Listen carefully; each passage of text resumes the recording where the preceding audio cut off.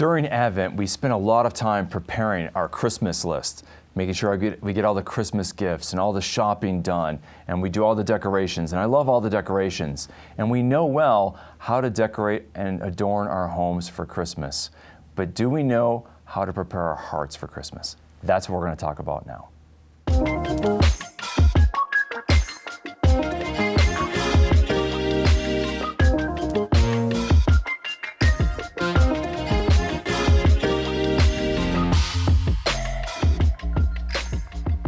Advent is a season that is all about preparing us for another season, and that is Christmas. And so during our Advent, and if we're in the midst of it now, we really want to be focused on preparing for Christmas, and especially preparing our hearts. And that's why I'm excited about a new book that just came out called The True Meaning of Christmas by Dr. Michael Barber, who is a professor of Scripture here at the Augustine Institute. And I love the subtitle of the book is The Birth of Jesus and the Origins of the Season. And I think that Dr. Barber does a great job of kind of lifting the veil behind so many of these customs that we have, whether it's the manger scene and certain things that we use for decorations and some of the habits and customs of Christmas and what really was the origin in our Christian tradition for them so that we can get to the meaning, the deeper meaning of them. And so Dr. Barber, Michael, it's great to have you on the show. Thank you for joining us. Thanks so much for doing the show with me. I'm really looking forward to it. Yeah, well, first off, this is a wonderful book, and it's been a bestseller. It's been a bestseller on Amazon, which is so exciting. You just released it about 6 weeks ago, and I'm so excited because this is a really practical book. I'm hearing from people and friends who are reading this, and they're loving it. I know my own mother's reading it and enjoying it, and it helps for Catholics who are devout or Catholics who are just on the fringes of being engaged. It's opening up for them the meaning of the season, right? And that's what led you to write this book.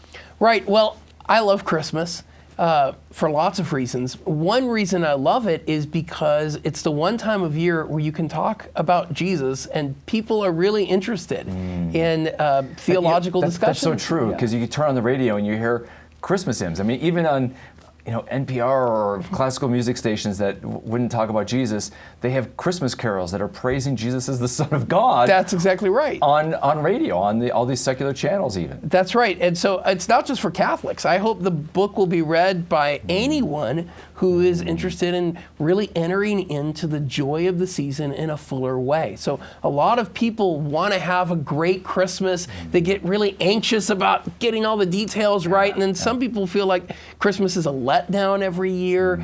And I want to help people understand what it really is all about and how you can celebrate it in a way that'll never let you down. I love that. And the book is called The True Meaning of Christmas by Michael Barber.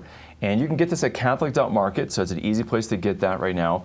And one of the things that, Michael, that we were excited about at the Augustine Institute is to get people who weren't maybe engaged or even fully Catholic to read this book. And so this is one of our promotions at parishes. And a lot of parishes bought it, and we've actually sold out of the parish promotion. So it is a book that you can give to people who know that Christmas is an important season and they're hungry for God. Right. And this could be an avenue for them to engage and understand the purpose of the season, the meaning. And I think it's really for anyone, right? So I've been talking to some of my Bible scholar friends, and they're reading the book and saying, I didn't know this, right? There are so many aspects of the Christmas story, if we want to call it that, the account of Jesus' birth, that people hear all the time, but that they really don't understand. So why is Jesus laid in a manger? Why does it say there was no room for them in the inn? So they laid him in, what is an inn? Is there some kind of no vacancy sign in Hotel Bethlehem the night Jesus was born? Who are the Magi? What is this mysterious star? But then there are lots of other things like, why do we celebrate on December 25th? How did that become Christmas? Why do we hang Christmas lights? Why do we decorate trees? How does that have anything to do with Christmas? And how did St. Nicholas become Santa Claus? Things like that, right? No, I think those are great things. And people are surrounded by it. And so to understand it and to ask why is just a natural question that people can have. And I wanted to write the book because I had questions about things. So there were certain things I'd always heard, and I wanted to look into it and see, okay, is that right? And do I really understand what this tradition is all about, this custom is all about? Or maybe I've been, fed some unreliable information. And in fact, as I researched the book, I discovered there are a lot of things that I thought I knew about Christmas that I didn't really know. And I look forward to diving into some of those Sure. With everybody. First, I want to invite everybody, if you have questions, you want to enter into the conversation, we always love that here. And please text us at 720-650-0100. Text us your question. We love to have that. And even if we don't get it to this show, oftentimes we'll come back to it. So your questions are really important to us. And so we hope you can join the conversation. Well, Michael, one of the things I want people to understand is that they don't have to wait until Christmas to read this book. This is really an Advent book in the sense that it's preparing people to understand the mystery and meaning of Christmas. So this is something that people could be reading during Advent. In fact, the first section or two is really very Advent focused, isn't it? It's about who is this Messiah that's going to be coming, right? And That's the right. expectation. Right. What are the Jewish origins of Christmas? What was it that first century Jews were expecting, and how does the New Testament show us Jesus is fulfilling these hopes? So, for example, just one thing we do as Catholics during Advent is we sing, O come, Emmanuel." Well, the first full chapter in the book after the introduction just looks at the lyrics. Why does Israel need to be ransomed? Ransom captive Israel. Why are they captive? Why are they in exile? What does this all have to do with the Christmas story, and how does it relate to our own longings and own aspirations as well? I love that, Michael, because in that section, what you do is you take this hymn that we all hear during Advent, right? Right. That's like the quintessential Advent hymn, yeah, right? And so we all sing this, and I think there's a lot of people in church who are like, who's Emmanuel? Right. And or is it Manuel? Right. Who is this person? Right. And why do we sing these different things? Like you said, exile and all these things. And what you do is you walk people through the meaning of each of those stanzas in that hymn. Right. Why does Israel have to be ransomed? Yeah. What is that all about, right? And in fact, every chapter of the book starts with a Christmas song. So what I'm trying to do is start from what is most familiar to people. So, round yon virgin, mother and child. Well, what does that mean? And why is it so important that the mother of the Messiah is a virgin? These are really important questions people either they have, or once you ask them, they think, I've never asked that. Never really I never asked took the time to reflect on that. Right, exactly. And it does, I think, the more we understand these things, the better we're able to enter into it. So I think the best way to prepare for Christmas and for Christ coming at Christmas, which is, of course, a way of anticipating his coming at the end of time, the best way to prepare ourselves for that coming is to study the Bible, to understand its meaning, and see how it really speaks to some of our deepest longings and yearnings. So, you look at every Christmas song, or at least the best Christmas song. There's some dumb ones, right? But the most memorable ones are the ones that often touch on the matters of the heart. So, I'll be home at Christmas if only in my dreams. Or I'm dreaming of a white Christmas. Wait a minute. All these Christmas songs are about dreaming or going home. Christmas, like, the ones I used to know.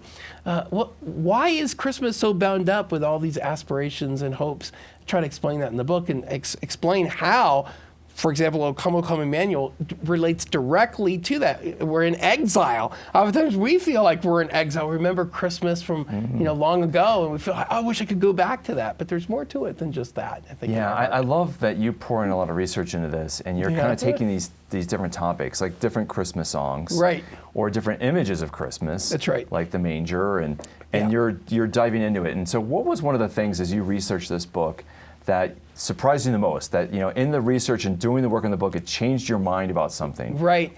I think one thing that really stood out to me in writing the book was how December 25th became Christmas. To me, that's something that lots of people are interested in, and a lot of people don't have a clear answer to that. And in fact, it's more complicated than I thought it would be. But at the end of the day, one of the things that became apparent was that it was very important to the early church that Jesus's birth is celebrated during the winter solstice, which is on December 25th.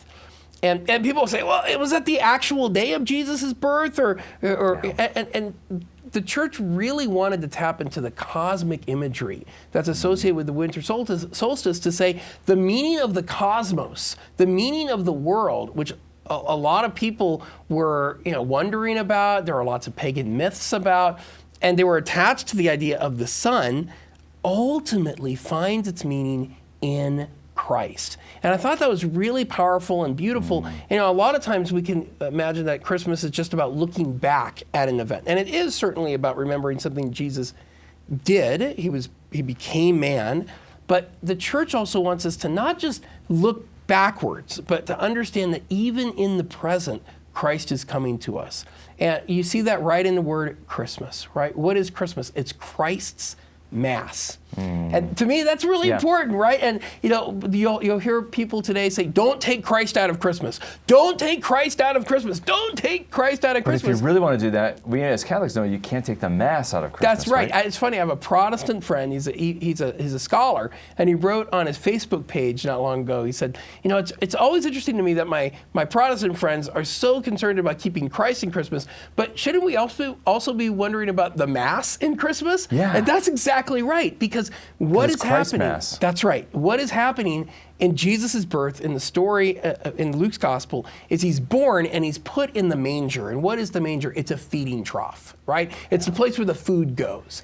And he's put there because there's no room for them in the inn. But the Greek word that's translated in there, it's actually not the word for an inn. It's actually the word that's translated room. And so it's really significant. The manger serves as a substitute for the room. He couldn't be in the room, so they put him in the manger. And then later on, Luke uses that same word, room, to describe the upper room. And what does Jesus do there? He gives himself to us as food. This is my body. Right? I love that, and and you talk about the significance of him being born in Bethlehem. So That's talk right. about that, because that relates to that. Because once you understand that he's born in Bethlehem, and that's fulfilling the prophecies. I mean, it has to be Bethlehem. Right. That really adds context, which deepens that point you just made. So it's certainly related to the fact Jesus is the son of David, and Bethlehem is very important, not because in Jesus' day was a center of power, but because of what it had been, the home of the greatest king in Israel. But the fathers of the church, like Origen or Jerome, point out that Bethlehem, Jerome was the great Bible scholar of the early church, Beth means house, Lehem means bread, and so Jesus is born in the house of bread, and he's put in the feeding trough. Yeah. And so this is how we see the Eucharist foreshadowed in Jesus' birth. So what the fathers of the church explain, John Chrysostom, for example, and I put all this in the book, you can read the homilies of excerpts from these homilies. John Chrysostom basically says, every time we go to receive the Eucharist, we're going back to the manger. So every Mass is a little Christmas. And Christmas, or the Nativity, the birth of Jesus, is an anticipation of the Mass. And so every time we celebrate the Mass on Sunday, we sing glory to God in the highest, which is what the angels sang the night heaven touched down to earth. And so Christmas is not just about looking backwards. And so it wasn't so important, okay, is this the exact date Jesus was born? What's really important is to explain he's still coming to us in the liturgy, and this is the meaning of the entire cosmos. Yeah. No, that's so beautiful, because I think when people think about Christmas morn or going to the midnight Mass, right, or the Vigil Mass, they're going for Christmas Mass. That's right.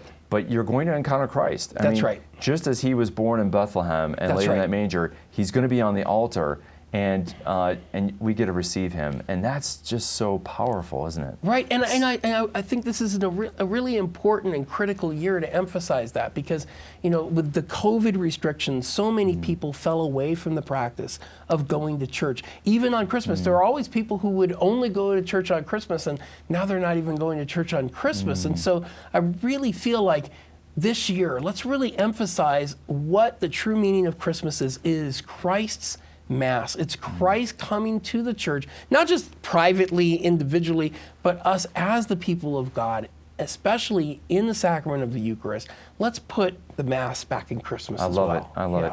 Well, Michael, one of our viewers asks, is the Christmas tree a pagan ritual or is it Christian? Why do we do the Christmas tree? So you asked me I love how you handle this. Yeah, you asked me what was especially surprising. Research at the book. This was one. I had the book outlined and it had this long section on Yule, which you'll hear about if you watch a History Channel documentary or you pick up certain books on Christmas. And so, okay, I'm going to have a section on Yule, this pre-Christian pagan festival. I'm going to research it and understand it. And then I got into the research and I realized that, a lot of people say the reason we decorate trees is because there are these pagan traditions and then it merged into Christmas.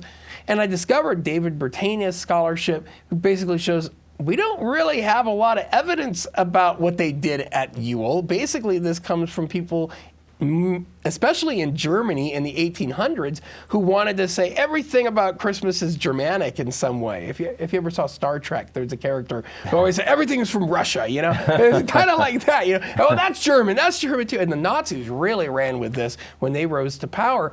But what we see is actually the Christmas tree most likely goes back to what happened in the Middle Ages, where they would put on plays to help people understand the Bible.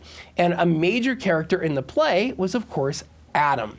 And Adam the actor who played Adam would carry a tree, and the tree would symbolize, of course, the tree of knowledge. But then the tree would also have a double meaning, and it would symbolize the tree of life, which they identified with the cross, right? Well, after a while, they would celebrate these plays, especially on December 24th, which in Europe became known as the Feast of Adam and Eve.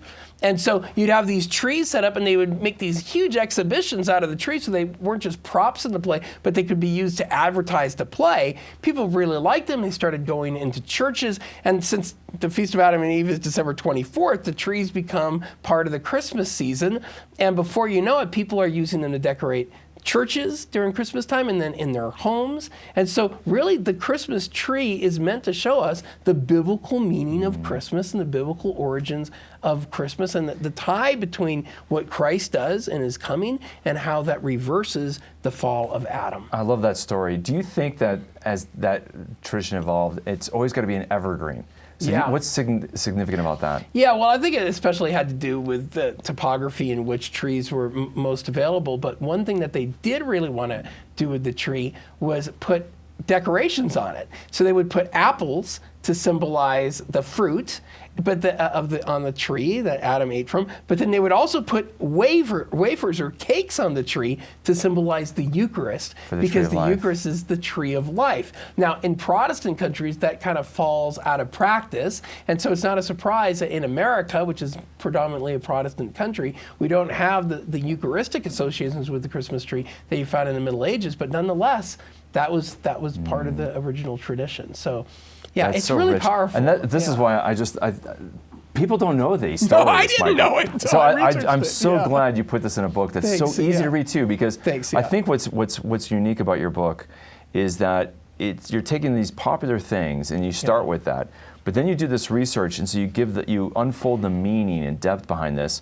But you're doing it in a way that's really engaging. You want everybody to read this. This isn't just written for scholars. No, we did get a scholar to write the foreword. John Cavadini is a wonderful scholar, theologian, and dear friend of ours. But the point of the book is really to help anyone enter into the Christmas season. And so we start, like I said, every chapter with a Christmas song, and every chapter basically ends with a takeaway, right? What are the implications of this for the way we celebrate? I love that you use these songs, and you mentioned the importance of that before, and taking it back to its biblical roots. Yeah. What about the song, Grandma Got Ran Over by a Deer? Can you take that back biblically? No. Well, in the book of Judges. No. Well, here's a question that James asks, and it's, is it okay to decorate your Christmas tree during Advent? Right.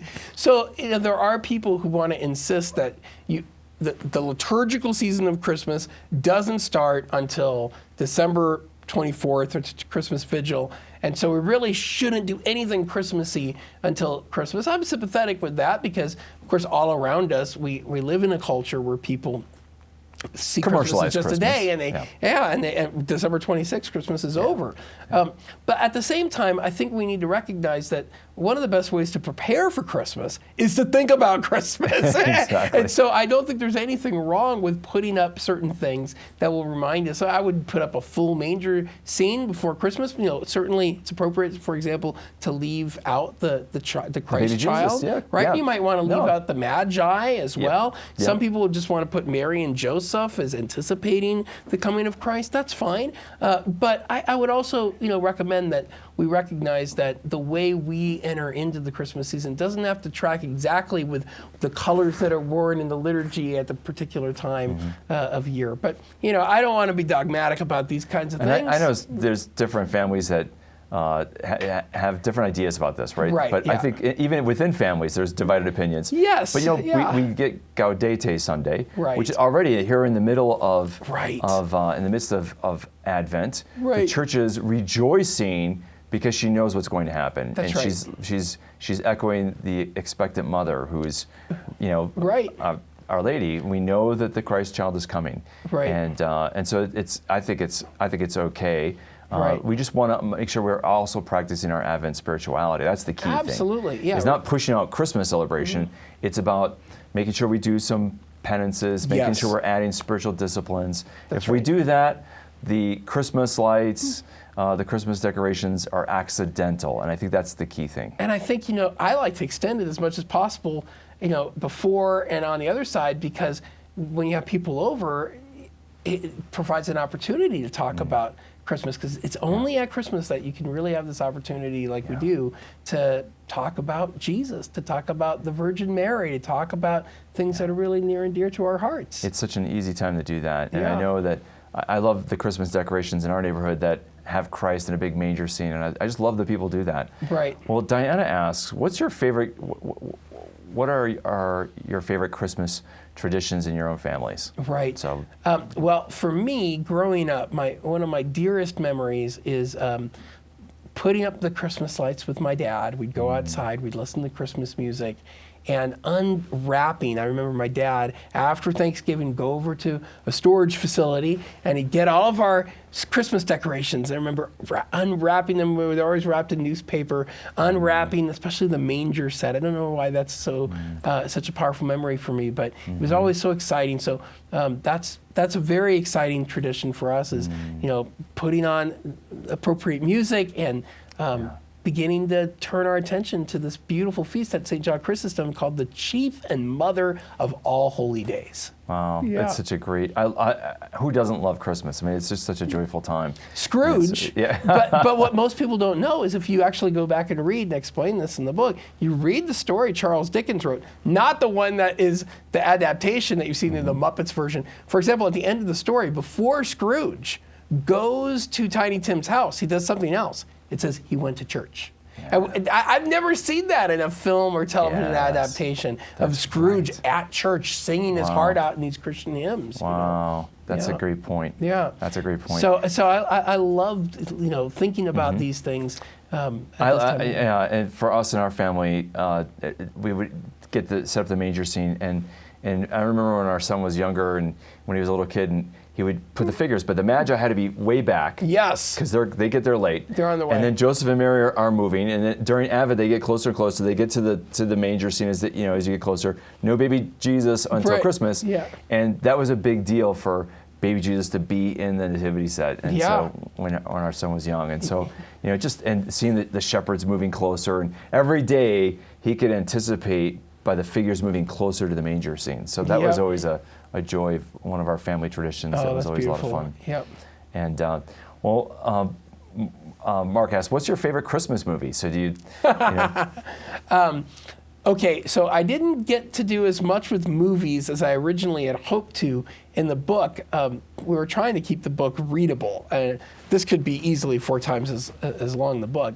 But one of my favorites is the Charlie Brown Christmas movie, where Linus gets up and he recites the real meaning of Christmas. That's one that is silly, but the music, the soundtrack for that has filled our homes at Christmas time, and certainly enjoyed that movie quite a bit. Yeah.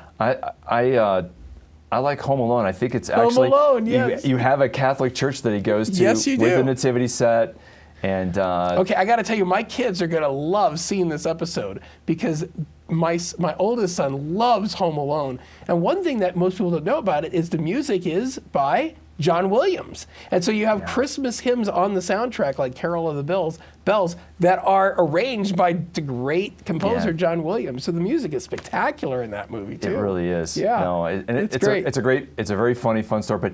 But then you end up with reconciliation. Yes. And I think for Christmas season, and one of the things I love about Home Alone is that you have a couple family members and a couple different families. The neighbor across the street who doesn't talk to his son. That's They had a falling out. They haven't talked for years. That's right. And the young boy gets him to reconcile with his son. It's powerful. And that's really what Christ came. That's right. To reconcile us, right? And I think absolutely. One of the great tensions oftentimes at Christmas is for families that have tensions. And but this is a season it's an opportunity, isn't it? Like Home Alone teaches us that we can be reconciled because that's what Christ came for. It's a major part of the story in Luke that the birth of Jesus and John the Baptist fulfills the prophecies about the coming of a new Elijah who will turn the hearts of children to their fathers and fathers to the children, right?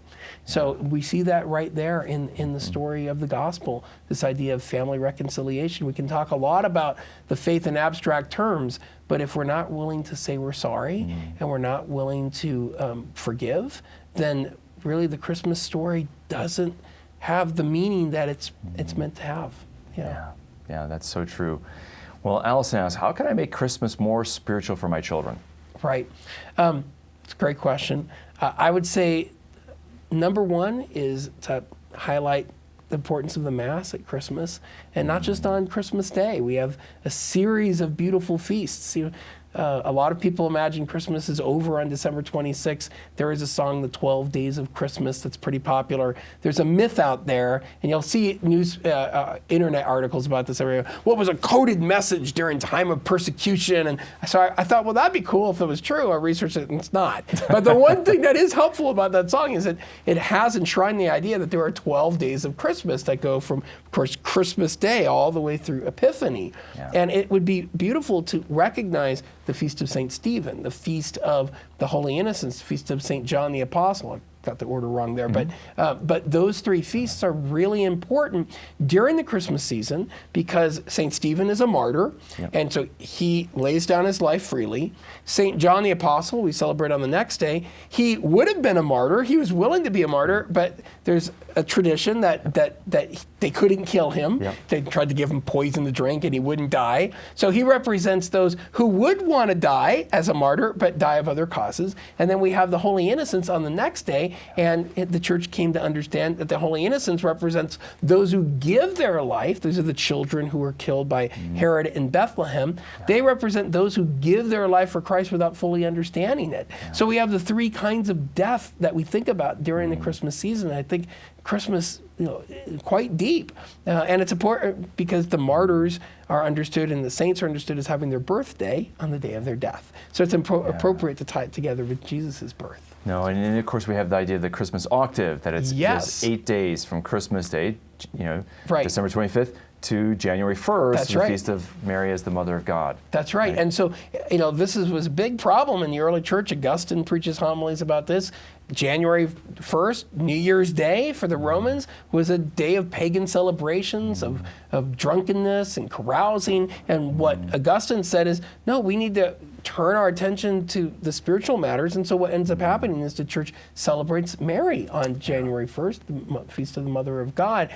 And Augustine says the pagans give gifts to celebrate this day because they hope to get something in return. And he says what Christians do is we give gifts in the forms of almsgiving, not expecting anything in return. That's so beautiful. Yeah. That's an important aspect of Advent and Christmas. Definitely. Is to be generous. The season of giving, it goes all the way back to the Nativity story where you have the Magi come. The Magi and then also John's Gospel. God so loved the world that he gave his only Christ son. is the great gift of Christmas. Right. 100%. And I know in our house, you couldn't open gifts until you went to Mass. Right. Because that's the first thing to unwrap. Is and it truly is remarkable. We shouldn't lose sight of this, that the primary message is that God, who created everything, gives himself to us gives his son to us, who doesn't just come as man, but as John Cavadini explains in the Forward, he comes in the vulnerability of an infant. I mean, Leo the Great says there are no words to explain the mystery here. There's not enough. And one of the things in our family, Michael, that we do is we pull out books, Christmas books for kids and for adults, and we read these things. And I hope that for everybody in the audience, that you find this wonderful book by Dr. Michael Barber. You can get it at Catholic Del Market. And then it'll be something you pull out every year to go back and read that section about the manger, the Christmas tree, about the Blessed Mother, and all these different things. And it'll enrich when you hear these songs that Dr. Barber talks about. You'll have a deeper sense of the meaning of all these symbols of Christmas. And so thank you so much, Michael, for this wonderful book. Thank you. It's a real gift, and it's a wonderful gift for people to give at Christmas, too. And next week, we're going to talk about the Christmas liturgy. Dr. Barber's done a wonderful job talking about that Christmas is about the Christ Mass.